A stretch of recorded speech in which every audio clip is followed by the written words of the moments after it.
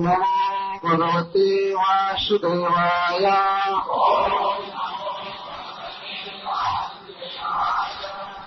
हरि बोल। नैमिषारण्य का यज्ञ बंद कीजिए, कुछ उधर कुंड की तरफ देखिए मत, सुनिए, कोई भी उधर टेंशन ना करे, कथा की तरफ रहना चाहिए। कदाचित् ईश्वरस्य भगवतः विष्णुः चक्रात् परमाणु आदि द्विपदार्थ अपवर्ग काल उपलक्षण परिवर्तितेन वयसा रंगसा अर्थ आब्रह्म स्तंभ आदिना भूतानां अनिमिषतः निशता वित्रस्त हृदयः तम् एव ईश्वर कालचक्र निजायुधा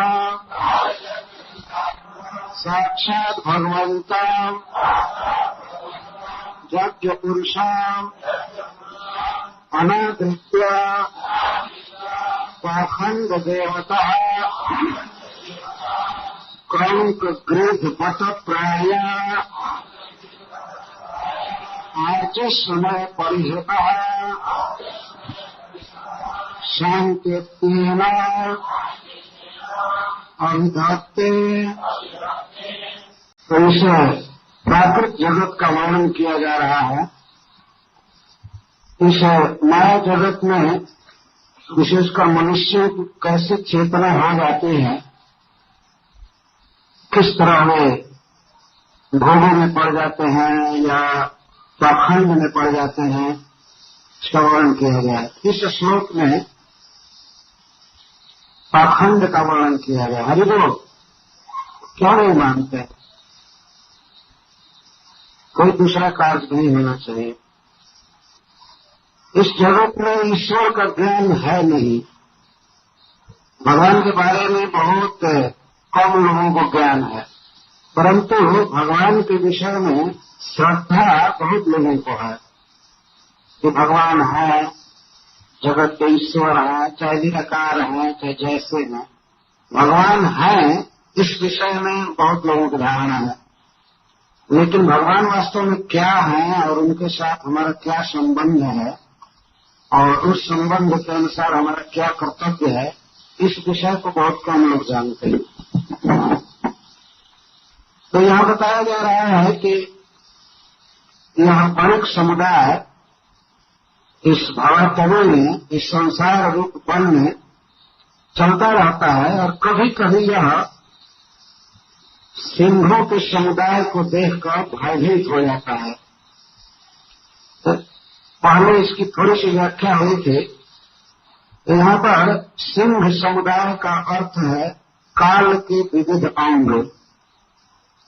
तो उसमें सुखदेव गोस्वामी कहते हैं कि परमाणु आदि और द्विपदार्थ अपवर्ग। आदि का अर्थ होता है प्रारंभ और अपवर्ग का अर्थ होता है अंतिम अपवर्ग। तो परम अणु काल का जो सबसे छोटा अंग है उसको परमाणु कहते हैं। जैसे सेकंड से भी कम माप है भारतीय गणना में, वैदिक गणना में। विदेशों में केवल सेकंड तक गिनती है, लेकिन हमारे भारतीय गणना में तो 3 में त्रुटि का 1 सेकंड होता है। तो 3 गुना तिगुना फाइन गणना है। काल का यह सबसे छोटा अंग है त्रुटि। एक सुई के छेद से कमल के पत्ते में पंखुड़ी में छेद करने में जितना समय लगेगा हुआ, इसको त्रुटि कहते हैं। तो त्रुटि से लेकर के और द्विपरार्ध तक, द्विपरार्ध एक मील 54 खरब 40 अरब वर्ष का होता है। युगराज एक काल का एक अंग है। ब्रह्मा जी इतना दिन जीवित रहते हैं, इतने वर्षों तक जीवित रहते हैं। इसीलिए यहां लिखा गया है कि ये जो काल है अपने छोटे अवयव से छोटे छोटे जीवों की आयु को खत्म करता रहता है और अपने बड़े अंग से ब्रह्मा जी की आयु को भी समाप्त करता है। इस प्राकृतिक जगत में जितने भी प्राणी हैं, देवता से लेकर के चींटी पर्यंत, सबकी आयु को काल समाप्त कर रहा है। इसे काल चक्र कहते हैं। यह भगवान विष्णु का चक्र है। काल को कौन घुमा रहा है, कौन वर्ष बदल रहा है? हम लोग तो कभी कभी कैलेंडर बदलते हैं। अब आज यह डेट है, परसों ही है, सूर्योदय होगा तो डेट बदल देंगे, लेकिन वास्तव में दिन को बदल कौन रहा है? कोई सरकार बदल रही है? पता लगाइए कि सूर्य को अस्त करने का काम कौन डिपार्ट कर रहा है? पता लगाना बड़ा कठिन, लेकिन कोई पता न लगा पाए सूर्य को अस्त कौन कर रहा है या सूर्य को कौन उदित कर रहा है, लेकिन इतना पता होना चाहिए कि कोई न कोई है काम करने वाला। भागवत के 12वें स्कंध में लिखा गया है कि भगवान श्री विष्णु इसको अस्त करते हैं और इसको उदित करते हैं। यहाँ तक कि वही सूर्य मंडल के बीच में बैठे हुए हैं जगत को प्रकाश देने के लिए। तो सूर्य के चलते रात दिन होती है, रात दिन का विभाजन होता है और रात दिन मिल करके सप्ताह बनते हैं, दिन बनते हैं, सप्ताह बनते हैं, पक्ष बनता है, मास और वर्ष, आयन, और इस तरह से युग, कल्प और विपरात। तो सबकी आयु को काल भगवान समाप्त कर रहे हैं। तो इस जगत में यह बलियों का समुदाय कभी कभी कदाचित और कम अवसर पर दिखता है कि हमारी आयु खत्म होती जा रही। कदाचित शब्द यह ध्वनित कर रहा है, कभी कभी उसको ऐसा लगता है कि हमारी आयु जा रही है। कब? जब घर में कोई मरता है तब। ऐसे नहीं, ऐसे उसको पता नहीं लगता है कि हमारी आयु खत्म हो गई। जब घर में कोई मरता है तब यह बोलना चालू करता है, राम नाम सत्य, और बाकी कोई में तो काम ध्यान सत्य है, राम नाम का तो पता ही और समय में कोई ध्यान नहीं। इसलिए कदाचित शब्द का प्रयोग किया है, जबकि मृत्यु को हमेशा सामने देखना चाहिए मनुष्य को, लेकिन यह कभी कभी देखता है। विशेष करके अपने प्रिय की मृत्यु हो जाती है, स्वजन की मृत्यु होती है, तब उस समय सोचने लगता है और अपना दिन गिनता है कि मेरा जन्म हुआ इतना वर्ष का हो गया। वो अभी ठीक है, कदाचित विवेक हुआ, अपनी मृत्यु का परिचय हुआ कि मैं मर जाऊंगा या कर जाऊंगा, तो उस समय भी इसे चाहिए कि जो मृत्यु को रोकने वाला है, तो काल चक्र को रोकने वाला है, उसकी शरण ले, है ना, उसकी शरण ले। लेकिन काल चक्र जिनका निज आयुध है और जो काल ब्रह्मा से लेकर के तीन स्तंभ आदि, तीन और लता गुण तक के आयु को खत्म करता रहता है, उस काल चक्र को चलाने वाले भगवान विष्णु की शरण नहीं लेता है। विवेक होने पर भी विभान हुआ कि वो मर जाना है, दुनिया नश्वर है, ये है वो है, तो भगवान की शरण नहीं लेता है। सारंगी उठा करके जोगी बनकर गोरखपुर चल देता है। हम लोगों के है जोगिया बाबा होते हैं, बस उनका काम है गांव में मांगना, अब कहते हैं हम गोरखनाथ के फॉलोअर। तो सारंगी लेकर इस गांव से उस गांव से फेरी देना, कुछ मांगना, बस जोग सिद्धि हो गई। अब यही हो। और भी बहुत बहुत जगह पर ऐसे पाखंडी भरे पड़े हैं, खास करके बॉम्बे में तो बहुत, जहां धर्म होता है ऐसे पाखंडी लोग बहुत जुटते हैं। तो कभी विवेक भी हुआ कि मैं मर जाऊंगा, मेरा जीवन इतना दिन बीत गया है, तो शरण लेता है किसकी? कौंक गिद्ध और बटेर की शरण लेता है। सिंह से डरा और शरण लिया गिद्ध की। हम बताइए, सिंह क्या कर्मों से गिद्ध बचा सकता है? मानव नहीं प्रपद्यन्ते माया में तंतरंती। जब विवेक हुआ, मृत्यु का पता चला, तो मनुष्य को चाहिए कि सीधे भगवान कृष्ण को समर्पण करे। हरे कृष्णा कृष्ण कृष्ण हरे हरे, हरे राम राम राम हरे। हमारे जो सिंहों का समुदाय आ रहा है उधर से, कोई छोटा सिंह है, कोई बड़ा सिंह है, मतलब 1 महीना बीत गया, साल बीत गया, ये बीत गया, काल के विभिन्न अंग है, इनको भी हरि कहते हैं। हरि चक्र यहां लिखा गया, चक्र मतलब समूह। तो काल भी आयु हरता रहता है, इसलिए इसको हरि कहते हैं। काल को भी हरि कहते हैं। बानर किसी के सामान को हर लेता है, इसलिए इसको भी हरि कहते हैं। चोर को भी हरि कहते हैं। और कृष्ण सबके मन को चुरा लेते हैं, पाप को चुरा लेते हैं, उनको हरि कहते हैं। तो सिंह को भी हरि कहते हैं। तो हरि के समूह से डरता है। देखता है सिंहों का झुंड आ रहा है, बीत गया इतना महीना, इतना साल हमारे जीवन का, तो डरता है। तो बाघ से, सिंह से डर करके बचने के लिए बगुला की शरण लेता है, इसका पांव पूजता है। हे बक महाशय, हमको सिंह से बचाइए। कभी सिंह से बचा पाएगा? सिंह आता है, उस पर भी थप्पड़ मारेगा, वो भी वहीं पर चित हो जाएगा। तो सिंह क्या बचाएगा? या गिद्ध क्या बचाएगा? बल्कि गिद्ध और बगुला और बटेर ये खुश होंगे कि इस दुष्ट को सिंह मार देगा और खा करके कुछ छोड़ेगा तो हम भी खाएंगे। वो ये सोचते है कि नहीं? वो कभी भी बचाना नहीं चाहिए, बचा सकते नहीं। इस तरह के बुद्धि लोग इस संसार में, जब कुछ विवेक भी होता है तो शरण ले लेते हैं नन वैष्णव ग्रुप में। वैष्णव नहीं, जो विष्णु के भक्त नहीं है, उनकी शरण लेते हैं। खास करके जो कहते हैं कि गुरु ही भगवान है, गुरु गुरु गुरु को पूजो, तो वही गुरु गिद्ध बटेर और कौंक बगुला। क्यों ऐसे गुरुओं को इस तरह से कहा गया है? इसमें कारण है। गिद्ध तो बहुत हाई पोजीशन पर रहता है, उसका पद बड़ा हाई है, आकाश में बहुत ऊंचा उड़ता रहता है ना? उसका पोस्ट देखिए तो बहुत हाई, उड़ रहा।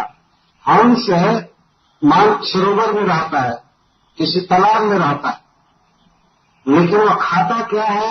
कमल का पराग खाता, शुद्ध जल में रहता है, कमल पर बैठता है। और गिद्ध महाशय खूब ऊंचा पद पर, लेकिन उनकी दृष्टि कहाँ रहती है? भूमि पर मरे हुए पशु के मांस पर। ऊंचा पद है, उच्च निवास, नीच करतूती, ऊंचा निवास है और दृष्टि कहाँ है?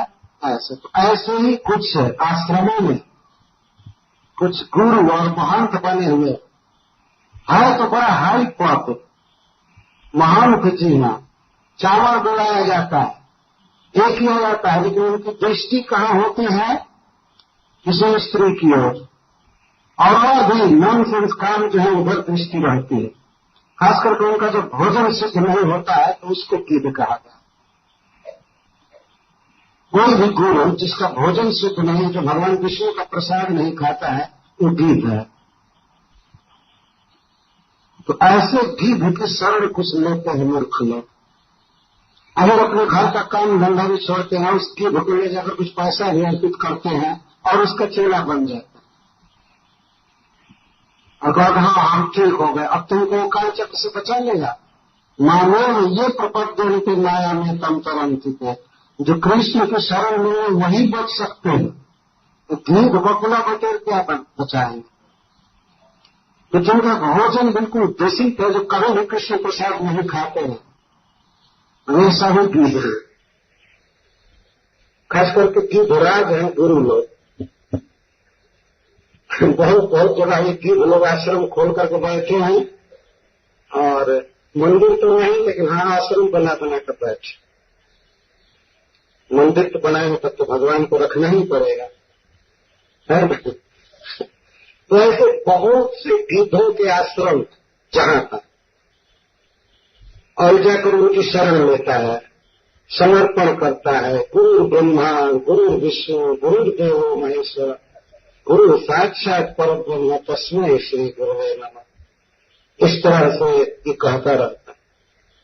गुरु कहूं ब्रह्मा जी है, ब्रह्मा जी पूरे विश्व की सृष्टि करते हैं। गुरु क्या करता है, क्या सृष्टि किया है, किस माने में ब्रह्मा जी है, बताइए। मैं चैलेंज करता हूं वास्तव आप सभी से, किस विषय में ब्रह्मा जी है?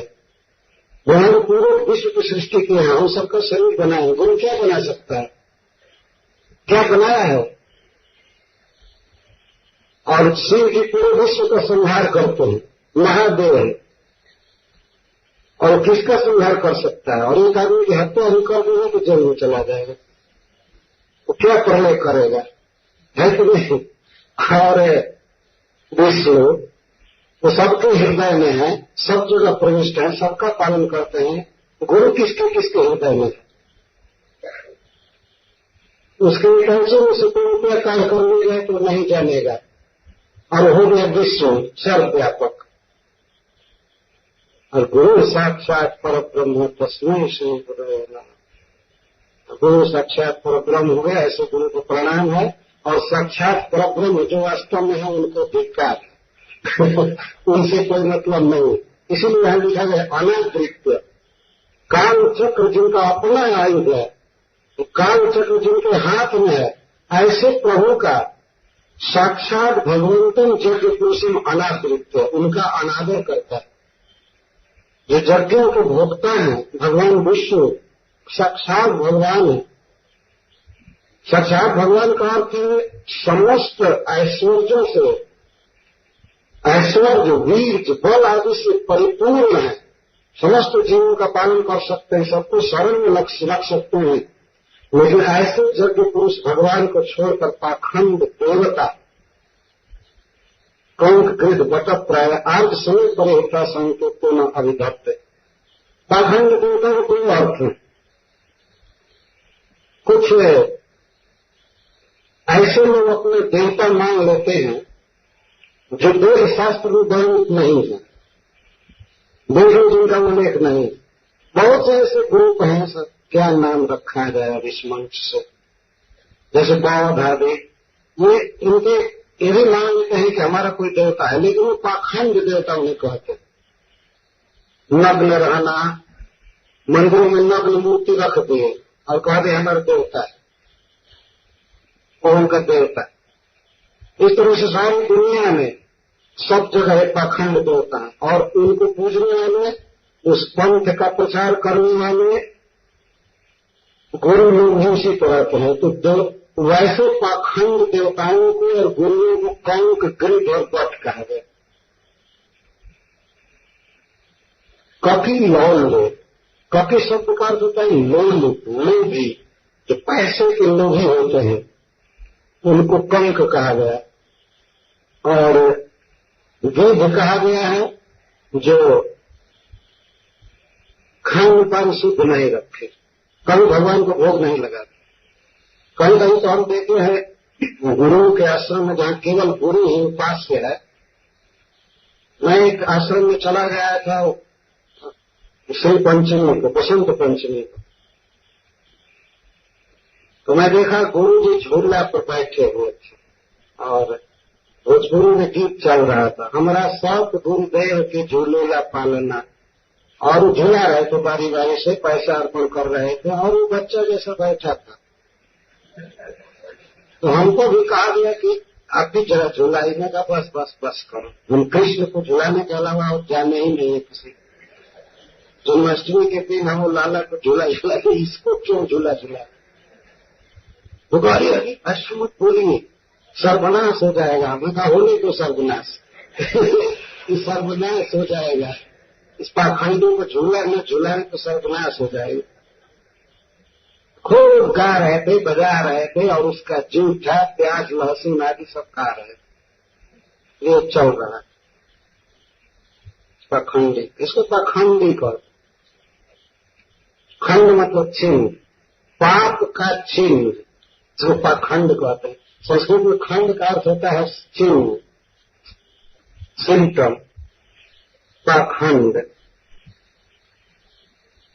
तो और वक, यह वक का अर्थ होता है, वक जो है वो श्वेतांबर ब्रह्मचारी होता है, वकुला, बड़ा उजला कपड़ा पहनता है और लगभग 24 घंटे में बहुत घंटा उसका ध्यान में जाता है। लेकिन किस वस्तु का ध्यान करता है? मछली का या पेड़ का, मेढक का, है ना। एक पैर पर खड़ा रहता है, खड़े शरीर, मौन रहता है, बगुला है कि नहीं? तो मौन रहता है और एक पैर पर खड़ा रहता है और आंख को आधा बंद करके और ध्यान करता है। बकुल ध्यान, बकुला का ध्यान बड़ा प्रसिद्ध लेकिन कहाँ पर ध्यान लगा हुआ है महाराज जी का कि कोई भी मछली असावधान होकर के हमारे रेंज में आ जाए और बस गप से अपना पा करके फिर ध्यान करते लगे। इस तरह के गुंडे गुरु लोग भरे पड़े उस दुनिया में, बस ऊपर से दिखाते हैं बहुत अच्छा ध्यान कर रहे हैं और दूसरे लोग कहते हैं हाँ डिस्टर्ब मत को ध्यान कर रहे हैं। लेकिन अगर कोई मन का एक्सरे करने वाली मशीन होती तो पता चल जाता कि इसके मन में क्या दशा हुआ, किसका ध्यान कर रहा है। केवल ऊपर से बस ध्यान कर रहे हैं, मेडिटेशन कर रहे हैं और लोग पहुंच जाते हैं। वो भी काल चक्र से भयभीत होकर ऐसे बकुला की शरण लेते हैं। वो क्या बचाएगा? आत्म के नाम पर ठगे जा रहे और उनके जीवन कोई आध्यात्मिक उन्नति नहीं होगी, भगवान से कोई संबंध नहीं होगा, प्रेम नहीं होगा, धन समय शरीर से बर्बाद करते। ऐसे हमारे पास इस बॉम्बे में भी दो चार व्यक्ति मिले जो ऐसे कंक की बट के फेरे में पड़े थे, लेकिन उनको हटा करके और भगवान की शरण में डाला गया। ऐसे लोग हैं। तो उनको चाहिए कि जैसे ये कंक की बटेर की शरण से भाग आए तो और लोगों को भी भगा कर भगवान की शरण में डाले, नहीं तो उनकी रक्षा नहीं होगी। हरि बिना नव मृत्यु परंतु, भगवान विष्णु की शरण लिए बिना मरा से नहीं बच सकते हैं। मरना पड़ेगा, बार बार शरीर धारण करना पड़ेगा। रामचरितमानस में तुलसीदास जी ने जो बार शब्दों में कहा है कि वारु मथे घृत हो सिकता ते बनते गुरु हरि भजन भाव तरी, यह सिद्धांत है। वारु मथे घृत हो गए, बालू को तोड़ने से कभी तेल नहीं निकल सकता है कि नहीं? अगर बालू पेड़ों से तेल निकलता है तो इतना तिल और तीसी और सरसों पैदा करने की क्या जरूरत? लेकिन दूसरी बात तो कहते हैं कि हो सकता है कि बालू को तोड़ने से ही तेल निकल जाए, यह असंभव चीज संभव हो सकती है। बालू मथे घृत हो इधर, तो घी निकल सकता है। बालू को मथने से हो सकता है कि घी निकल जाए, और सिकता तो डरते ऐसे कह रहे, पानी को मथने से हो सकता है घी निकल जाए और बालू को तोड़ने से हो सकता है तेल निकल जाए, लेकिन बिना श्री कृष्ण के भजन के कोई जीव इस भवसागर को तर जाए ये नहीं हो सकता। इस तरह से असंभव चीज भी संभव हो सकती है, लेकिन ये नियम नहीं है कि बिना कृष्ण की शरण लिए कोई तर जाएगा, ये नियम ही नहीं। उसी बात को सुखदेव गोस्वामी महाराज परीक्षित की सभा में कह रहे हैं, जहां बहुत बड़े बड़े लोग बैठे थे। तो वैराग्य नहीं होता है, कुछ हुआ भी वैराग्य तो चल दिया दूसरे साधु के पास। तो ईश्वर विस्तार नहीं होगा। वे कैसे हैं? आर्ज समय परिहृता। समय का अर्थ होता है मर्यादा संस्कृत में। जो आर्यों के नियम है शास्त्रों में, उन नियमों से ये बाहर रहते, नियम पालन नहीं करते। न नहाते हैं, न धुआते हैं, केस नोचते हैं, नग्न रहते हैं, ऐसे पाखंडी बहुत भरे पड़े, और भी दूसरे दूसरे पाखंडी। और पाखंड संकेतन अभिभक्त, संकेत का अर्थ संस्कृत में होता है मूल प्रमाण से रहित। वो जो भी सिद्धांत देते हैं उसका कोई शास्त्रीय बेसिस नहीं होता है, कोई बेसिस नहीं है। एक बार मैं प्रवचन कर रहा था तो एक व्यक्ति कबीर दास का दोहा बोलकर हमसे कहा कि इसका क्या अर्थ। मैं कहा कि मैं आर्ष ग्रंथ पढ़ता हूँ, गीता पढ़ता हूँ, कबीर का दोहा मैं नहीं पढ़ता, इसको मैं प्रमाण नहीं मानता। भाई गीता से बात करो, गीता से कहोगे तो मैं गीता का अर्थ करूंगा, और तुम कबीर का दोहा पढ़ो, इसका पढ़ो, इसका पढ़ो, तो उसके मन में जो आएगा वो लिख देगा। हम उसकी जिम्मेदारी थोड़े लिए, इसका कुछ भी अर्थ हो सकता है। हम जिम्मेदारी गुरु परंपरा से भगवत गीता की ले सकते, वो उसमें किसी को असंगति मालूम हो रही हो तो हम प्रमाण द्वारा उसको सिद्ध करना चाहेंगे कि नहीं ये ठीक। लेकिन हम कबीर के प्रतिनिधि नहीं है, हम जिम्मेदारी नहीं लिए हैं कि कबीर गलत बोला है तो हम उसको ठीक कर दें, हम ऐसे नहीं करें। तो इस तरह से इसको कहते हैं संकीर्तन अभिभक्त। ये पाखंडी लोग बिना प्रमाण के, बिना वैदिक श्लोकों के अपनी बातें कहते हैं, प्रवचन में कहते हैं मेरा अनुभव है, ये मेरा अनुभव है, गीता भागवत को छोड़ो, ऐसा बोलते हैं सभा में। गीता भागवत को छोड़ो। एक बार मैं रेडियो सुन रहा था, पटना से कुछ प्रोग्राम आने वाला था मेरे एक मित्र का, एक बोल रहा था कविता, गीता की बात मत करो गांधी के देश में, कविता पढ़ रहा था। इस दुष्ट को पता है गांधी का देश कब से हो गया भाई? जो जन्म है उसके पहले देश नहीं था क्या? तो साफ बोल रहा था, और ये सरकार उसको चांस दी थी रेडियो स्टेशन पर बोलने की। गीता की बात मत करो गांधी के देश में। वाह, इस तरह के ये बुद्धू लोग भरे पड़े और उनको रेडियो स्टेशन में समय देते हैं। ये सब ऐसे ही है वास्तव में, तो सुनते हैं, कहते हैं, सब पाखंडी भरे पड़े। अच्छा ठीक है, जब वो पाखंडियों से दीक्षा लेता है, लेकिन जगह पाखंडी भी आत्मवंचित है, गुरु वंचित, वो पाखंडी तो आत्मवंचित है ही। आत्मवंचित का अर्थ है आत्मा का उन्हें ज्ञान नहीं है, अपने को तो ठगे ही हुए हैं, आत्मज्ञानहीन है, तो उनके द्वारा यह ठगा जाता है। वंचित, यह वंचित का अर्थ किया गया है कल्पित किंचित मात्रापराध मिश्रण धनादि अपहृत्य स्वर्ण में इशारित। जब पाखंडियों के धन में कोई चेला बन करके जाता है तो वो लोग कोई कल्पित और थोड़ा सा अपराध का बहाना बना कर उसको आश्रम से निकाल देते। वो अपराध किया नहीं है, लेकिन कल्पित अपराध की सृष्टि करते। कल्पित अपराध नहीं, तुमने बहुत भारी अपराध कर दिया, कहते गेट आउट, तुम निकलो, और वो भी उसका धन छीन कर निकाल देते। एक तो वो पाखंडी है, वहां भी कहा तब वहां से भगाते हैं। हम लोग क्या कहते हैं, नरकों में चलने तो नरकों चलल पड़ा है। मैं नरक में भी गिरने चला तो नरक भी मेरे डर से भाग गया। तो पाखंडियों की शरण लीजिए, वो भी कुछ दिन के बाद कहेंगे तुमने ये अपराध किया, तुमने ये चोरी किया है, ये किया है, ऐसे नहीं करता। कल्पित अपराध। अच्छा, वे ठग लेते हैं, धनादि अपहृत, यहाँ तक कि धन भी छीन लेते हैं और कभी कभी स्त्री भी छीन लेते हैं। जाओ, स्त्री हमारी शिष्या है इसलिए हमारे आश्रम में रहेगी, तुम जाओ। गुरु के साथ शिष्या का संबंध है, तुम्हारे साथ क्या संबंध? इस तरह से पाखंडी लोग कभी कभी बोलते हैं। तो धन भी छीने, स्त्री भी छीने।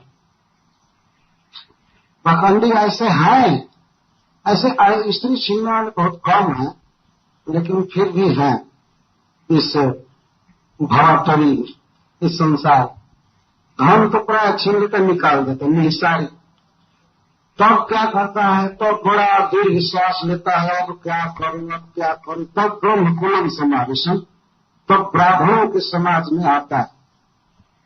ब्राह्मण मतलब जो वेद शास्त्र के अनुसार चलते हैं, अच्छा जीवन जीते हैं, वैष्णव और ब्राह्मण के यहाँ आता है ब्रह्म कुलम समावेशन। और आकर के कहता है कि वो पाखंडी हमको ठग लिया, ये किया, हम आपके साथ रहना चाहते हैं। ठीक है, ब्राह्मण लोग स्वीकार कर लेते हैं कि ठीक है रहो, लेकिन तेषां शीलम उपनयनाद श्रौत स्मार्ट कर्मानुष्ठानी न भगवतो जग पुरुषस्य आराधना में तद अरोचयन। लेकिन ब्राह्मणों का जो शील है, क्या उपनयन, जग परिधारण करना, स्नान करके रहना और श्रुति और स्मृति के अनुसार कर्म करना, वेद शास्त्र के अनुसार शुद्ध आचरण करना और किसी पराई स्त्री का संग न करना, धूम्रपान न करना, no eating, no gambling, no illicit sex आदि, ये ब्राह्मण लोग बताते ये नहीं करना। तो तेषां शीलम अरोचयन, उसको अच्छा नहीं लगता। उधर से ठगा गया, जल करके आया, और इधर इसको ठीक लगता नहीं, इसको उचित लगता नहीं। और शील क्या होता है ब्राह्मणों का, भगवतो जग पुरुषस्य आराधना, भगवान की आराधना ही ब्राह्मणों का शील है, स्वभाव। तो तद अरोचयन, वो अच्छा लगता नहीं है, तो शूद्र कुलम भजते, तो फिर शूद्रों में चला जाता है। शूद्र मतलब जिनमें खान पान का कोई प्रतिरोध नहीं है, स्त्री विहार आदि में कोई रुकावट नहीं है, कोई अंकुश नहीं है, कोई मर्यादा नहीं, उनको शूद्र कहते हैं। तो शूद्र को में चला जाता है निगमाचार्य अशुद्धि को जस मिथुनी भाव कुटुंब भरणम जथा बानर जाते। तो शूद्रों का क्या स्वभाव बताया जा रहा है, मिथुनी भाव, निगमाचार्य अशुद्धि का, वेद के नियमों से वे दूर रहते हैं, न शुद्ध रहते, और मिथुनी भाव, वेद के खिलाफ मिथुन भाव करते हैं। मिथुन भाव का अर्थ जोड़ा रहना, स्त्री पुरुष। तो विधवा से भी विवाह कर लेते हैं, या किसी पति ने त्याग दिया है किसी स्त्री को तो उसको भी रख लेते हैं, इत्यादि। ये शूद्रों का आचार। पूरा जगत इसमें शूद्र हो गया, पश्चात जगत या पूर्व जगत भी दूसरे की छोड़ी हुई औरत को रख लेते, शूद्र का काम।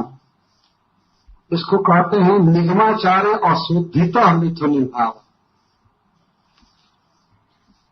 या कोई विधवा हो गई स्त्री तो उसको रखना, और कुटुंब भरणम च, बस परिवार पोषना, परिवार को पोषने के अलावा और कोई काम नहीं होता। परिवार पोषना ही जिसका व्यापार होता है। न अग्निहोत्र संध्या बंदनादि, संध्या बंदन अग्निहोत्र जप आदि नहीं। हरे कृष्णा कृष्णा कृष्णा हरे हरे, हरे राम ये शूद्र लोग स्कूल से या ऑफिस से आते हैं तो शाम को भी टीवी ऑन करके बस समय बिताते हैं। ऐसा नहीं कि हाथ पैर धोया, थोड़ा भगवान का भजन करें, मंदिर चलें। जो नहीं आते हैं वही शूद्र हैं। इसका मतलब ये हुआ, जो शाम को संध्या बंदन नहीं करते, सवेरे जगते नहीं, स्नान नहीं करते, प्रसाद नहीं खाते, भगवान का नाम जप नहीं करते हैं, शूद्र। ये अर्थ है। तो उसको इसमें रुचि होती है, तो इसका दृष्टांत देते हैं मिथुनी भाव आदि में। जैसे बानर है, विवाह नहीं करता है किसी बानरी के साथ, कोई नियम नहीं लेता है, किसी भी बानरी का संग करो कभी भी कैसे भी, बस इसी के लिए उदाहरण दिया जाता है यथा बानर जात। जैसे बानर जात, बानर में और कुकुर में कोई नियम नहीं है, मर्यादा नहीं, तो बानर जाति के समान यह फिर हो जाता है। हो सकता है कि 50 वर्ष कान में भी रहा, लेकिन फिर छोड़ छाड़ करके बानर। प्रभुपाद जी इस श्लोक की टीका में यहाँ पर और उसके पहले लिखे हैं, चाहे यहाँ लिखे होंगे चाहे इस अध्याय के पहले, वास्तव में डार्विन ने जो कहा है कि हम बानर की संतान है, तो मैंने देखा कि ये पाश्चात्य देश वाले सब बानर हैं वास्तव। मैं इनको संन्यास तक दिया, वो लिखते हैं प्रभुपाद जी, मैं इनको संन्यास दिया और सब दिया, लेकिन निर्दयी रूप छोड़ करके फिर किसी बानरी के साथ घूम गए। और बानर को कोई लज्जा आती नहीं है। तो प्रभुपाद जी वहां पर डार्विन को कहते हैं ठीक कहा है वास्तव। क्या किया जाए, क्रोध में कहना पड़ता है। संन्यास छोड़ करके, स्कान छोड़ करके और फिर बानर हो गए। उनको अच्छा नहीं लगा। इस तरह से शुद्ध रहना, no meat eating, no gambling, वो कहां से कर सकते। लेकिन भारतवर्ष में तो ऐसे अधिकांश लोग हैं जो जन्म से जानते ही नहीं है कि गैम्बलिंग क्या चीज है। कुछ लोग तो ये भी नहीं जानते हैं कि इलिसिट सेक्स क्या चीज है कि नहीं, उन्हें नहीं पता। और धूम्रपान आदि तो बहुत लोग नहीं करते। उन लोगों को यही छुड़ा देना बहुत भारी पाप है। ये छुड़ा दिया जाए तो बहुत भारी पाप हो गया। तप का जब वर्णन किया जाता है तो यही कहा जाता है कि no meat eating, no gambling, no this, बस तप हो गया, भारी तप हो। वो भी तप नहीं करता। ये बानर जाति, बानर जैसा फिर निर्विरोध स्त्री के साथ रहने के लिए चला जाता। क्योंकि जब ब्राह्मणों के साथ रहता है तो लोग ब्रह्मचर्य का नियम सिखाते हैं, स्त्री संग आदि के भी नियम सिखाते हैं, कैसे रहना चाहिए, कैसे बैठना चाहिए। तो उसको अच्छा लगता नहीं है तो चला जाता है बानरों में। तो पहले तो ऐसा स्वभाव था ही, हंसों के पास आने के पहले, मतलब ब्राह्मणों के पास आने के पहले। फिर जब बानरों में चला जाता है तो निर्विरोध, अब निरंकुश रहता है, कोई रुकावट नहीं डालने वाला है। और स्त्री के साथ 24 घंटा बैठा रहता है। वो भोजन पकाती है तब भी उसी के पास बैठा रहता है। तो कुछ भी करे बस चूल्हा के पास कोचरे रहता है। हम लोग एक शब्द का प्रयोग करते, कोचरे रहना है। केवल स्त्री के पास बैठना, बस उसी में अपना सौभाग्य मांगता है। तो स्वयं विहरण, अपनी इच्छा के अनुसार विहार करता है। अति कृपण बुद्धि, अति कृपण बुद्धि का अर्थ है कि विषय भोग की लालसा से उसकी बुद्धि ग्रस्त रहती, हमेशा केवल भोग चाहता है, विषय चाहता है। और स्त्री के पास बैठा रहता है या चलता है, साथ में घूमता है, फिरता है, और अन्योन्य मुख निरीक्षणा बिना, अन्योन्य मुख निरीक्षण, एक दूसरे का मुख देखते रहते, बस। और बानर का यही काम है। इसका मतलब जो भी पुरुष या स्त्री इस तरह से एक दूसरे का मुख देखने में अपना समय अतिवाहित करते हैं, बिताते हैं, वो दोनों बानर और बानरी।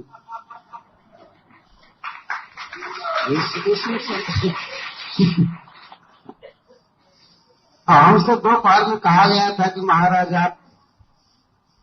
आप तो स्त्रियों की बहुत पिटाई की आज कथा में। उनका हम क्या करें भैया, यही गणित है कि नहीं। हम तो भागवत पढ़ रहे हैं, हम अपनी ओर से कुछ कह नहीं रहे हैं, और हमने वास्तव में पिटाई नहीं किया किसी की। और इसमें तो प्रायः सभी कोई माँ के समान है और बहन के समान है, बेटी के समान है। हमारी ये भावना है। मैं कभी भी आलोचना की दृष्टि से कथा नहीं कहता। मैं वास्तव में शास्त्र के वाक्य आ रहे हैं तो इसको क्लियर करता हूं। तो यहाँ तो साफ लिखा गया कि जो लोग अनन्य मुख निरीक्षणा बिना ग्राम्य कर्मणा एवं विस्मृत कालावधि, जो केवल ग्राम्य कर्म में स्त्री पुरुष के संग में खाने पीने घूमने में ही जीवन बिताते हैं और एक दूसरे के मुख देखने में घंटों समय बिता देते हैं, ये बानर बानरी है, साफ लिखा है। और सुखदेव गोस्वामी महाराज परीक्षित की उस महान सभा में बोल रहे हैं। तो ऐसा नहीं कि एक आदमी से बात कही जा रही हो ऑफिस में या घर में, बहुत लोग भरे पड़े थे और वहां पर ये बात कही जा रही है, बहुत गृहस्थ भी बैठे थे उसमें, परंतु उसमें से कोई भी बानर नहीं था। ये बात सच है, वहां कोई बानरी नहीं।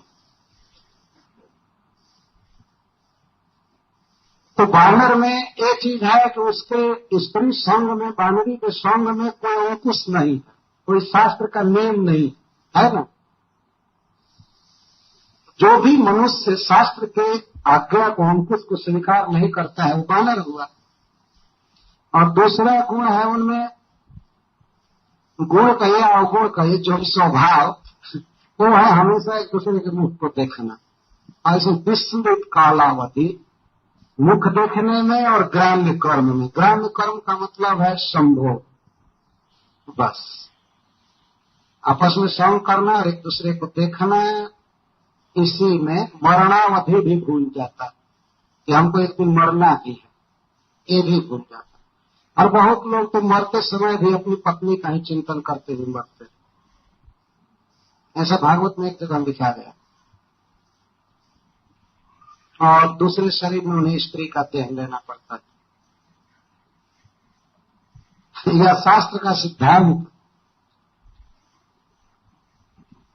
और बानर जब हो जाता है तो क्वचित ध्रुववद ऐहिक अर्थेषु गृहेषु रंस्या। तो जो संसार के काम है, घर गृहस्थी के काम है, उनको वृक्ष की शाखाएं कहा गया है।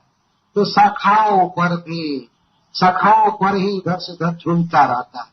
कुछ घंटा ऑफिस में रहा, कुछ देर घर में रहा, कुछ देर जुहू बीच में घूमा, कुछ देर ट्रेन में बीता, कुछ देर गाड़ी में बीता। बस बानर इस तरह से सब के पूरा शहर बानरों से भरा है। इस तरह से घूमता रहता है। फोन भी करते हैं सब बानर,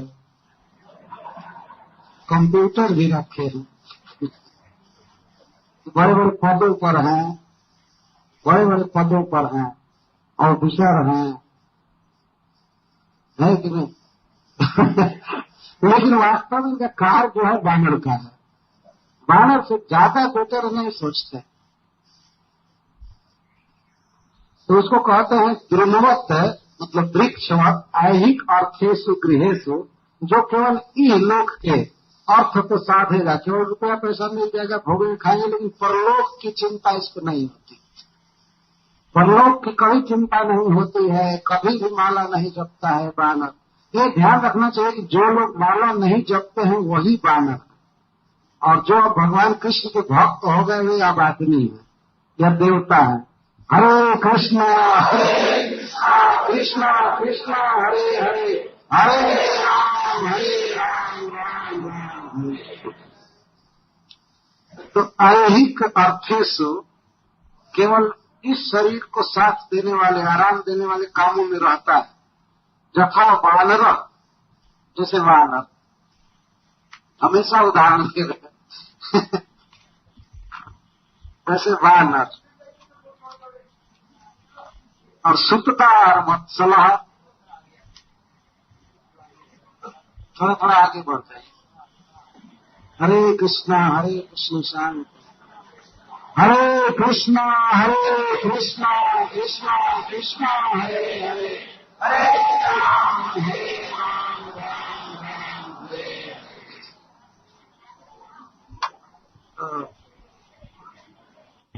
जैसे बानर सुतता और वत्सला, अपने पुत्र और अपनी पत्नी के प्रति बहुत स्नेहवान होता है, बहुत स्नेह होता है। उनको कोई कष्ट न हो, उनको कोई दुख न दे, उनके लिए घर बनाना, उनके लिए कार खरीदना, ये बानर करता रहता। इसको कहते हैं सुतदार वत्सला। और दिवायक क्षण, इसके जीवन में सबसे बड़ा क्षण क्या है? क्षण का अर्थ होता है उत्सव, आनंद। इस बानर का सबसे बड़ा उत्सव क्या है? वो है बानरी का संग। यही सबसे भारी फेस्टिवल इसके लिए है। विवाह मतलब स्त्री संग, सबसे भारी फेस्टिवल उत्सव यही। और भगवान का कीर्तन या भागवत सप्ताह है आदि, इसके लिए उसका ये उत्सव नहीं तो स्त्री के साथ होगा, बैठेगा तब उत्सव, उत्सव, उसके प्राण ऊपर उठते, मतलब वो आनंदित होता है, सुख का अनुभव करता है। सौ माने प्राण। जब हमारे प्राण नीचे रहते हैं तो इसको उत्सव विहीन कहते हैं, और जब प्राण हमारे ऊपर उठते हैं, आनंद में रहते हैं, तो इसको उत्सव कहा जाता है। अभी उसमें नाचने लगता है, गाने लगता है। तो जब ही इसे बांधने का समय मिलता है तब यह उत्सव में रहता है। यही इसका उत्सव है, महोत्सव है, मृतोत्सव है। यही इसका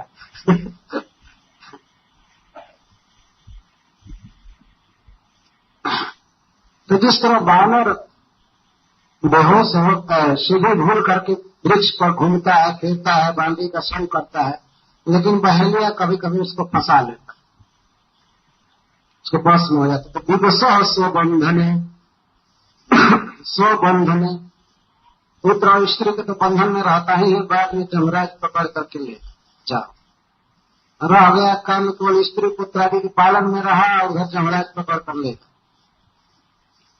मृत्यु तो ले ही जाएगी, है कि नहीं? मृत्यु छोड़ेगी नहीं कि छोड़ दो बेचारे को, अभी इसका काम धंधा कुछ बाकी है। मृत्यु छोड़ नहीं सकती, ले जाए, बंधन इसको कर। अच्छा, इस प्रकार यह संसार मार्ग में दुख तो भोगता है। एवं अध्वनि और धानो मृत्यु गज भया तमसी गिरी कंदर प्राय। मैं बहुत पीछे छूट रहा हूं, इसलिए अब मैं तेज गति से पढ़ रहा हूं। तो इस प्रकार संसार मार्ग में कभी कभी यह मृत्यु रूपी हाथी से भयभीत होता है। जैसे जंगल में चलता हुआ कोई हाथी देखे और भागने की कोशिश करे, उस तरह से कभी कभी ये दिखता है कि अब तो हमारी मृत्यु हो जाएगी। मतलब ये लगभग 70 वर्ष से अधिक उम्र वालों के लिए कही जा रही है बात। दूसरे लोग भी कहते हैं कि अब तो आपकी आयु बीत गई, और वो भी सोचने लगता है कि अब तो जाना है। तो इस समय मृत्यु गज भया, मृत्यु रूपी हाथी से डरता, भयभीत हो जाता है कि अब क्या करें। तो मृत्यु गज भया तमसी गिरी कंदर प्राय, भयभीत रहता है और चलता है तब तक खोह में, कंदरा में गिर पड़ता है। तो कंदरा में गिरना क्या है? बहुत भीषण रोग से ग्रस्त हो जाता। तो कंदरा में गिर करके, मतलब अस्पताल में पड़ करके, और मृत्यु से डरता है। उस समय डरता है जब शरीर में कुछ करने की शक्ति नहीं है। जो पहले यह पाजी डरा होता है तो कुछ जप किया होता है, हरे कृष्णा कृष्णा कृष्णा हरे हरे, हरे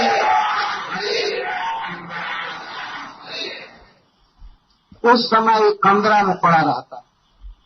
भीषण रोग, बुढ़ापा में जो रोग हो जाता है, चला नहीं जाता है, बड़े बड़े पहाड़ों पर शौच आदि करते हैं, तो इसको कंदरा कहा गया। वहां इसको पता लग जाता है कि अब तो हाथी छोड़ेगा नहीं, अब तो मरना है, लेकिन अब करेगा क्या?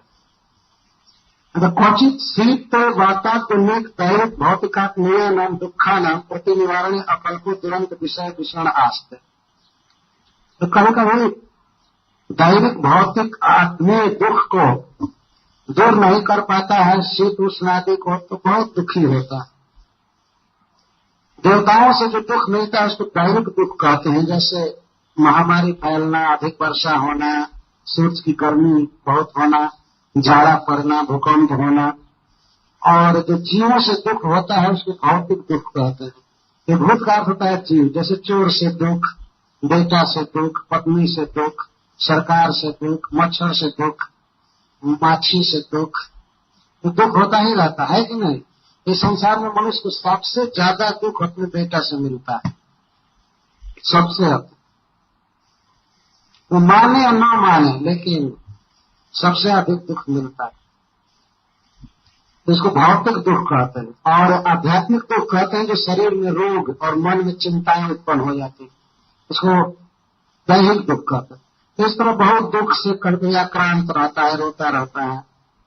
और क्वचिन मिथो व्यवहारन जत्किंचित भ्रमण उपयाति विद साक्षेन, कभी कभी व्यवहार करता है इस जंगल में, एक दूसरे से लेन देन करता है, खरीद बिक्री करता है, तो उसी में कभी कभी दूसरे का धन ठग करके इसको कुछ धन मिल जाता है। वित्त साक्ष्य, जब गलत तरीके से कोई धन कमाता है तो उसको वित्त साध्य कर, वित्त सठता, तो कभी कभी इसका ठीक काम कर जाता है। सर कभी गलत तरीके से भी धन मिल जाता है। और क्वचित क्षीण धन, और कभी धन नहीं रहता है तो सच्चा सना उपभोग विहीन, तब सोने के लिए पलंग भी नहीं रहता है, कंबल भी नहीं रहता है, ओढ़ने के लिए आसन नहीं होता है, उपभोग से विहीन हो जाता है। और जब उसका मनोरथ पूरा नहीं होता है और कोई मांगने पर भी नहीं देता है बल्कि उल्टे अपमान होता है, उस समय बड़ा दुखी होता है। एवं वित्त व्यतिसंग वृद्ध बैरानुबंधो विपूर्व वासन्या मिथोद्वाहती यथापवाहती। तो धन के आदान प्रदान में, ये संधि में कुछ गड़बड़ी होती है, धन के लेन देन में, तो आपस में बैर भी हो जाता है, लेकिन फिर भी संबंध करता है, विवाह करता है, छोड़ता है, करता है, छोड़ता है। यह बात वास्तव में राष्ट्र राष्ट्र पर भी लागू है।